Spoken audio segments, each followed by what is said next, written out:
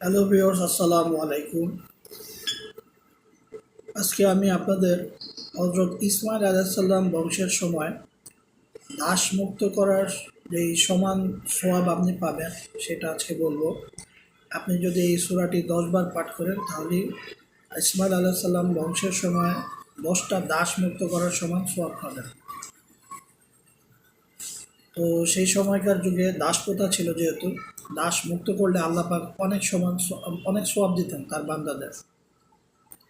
সূরাটি হলো আশহাদু আল্লা ইলাহা ইল্লাল্লাহু ওয়াহদাহু লা শারীকা লাহু লাহুল মুলকু ওয়া লাহুল হামদু ওয়া হুয়া আলা কুল্লি শাইইন কাদির।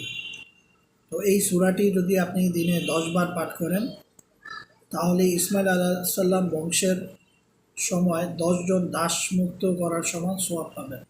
সুবহানাল্লাহ।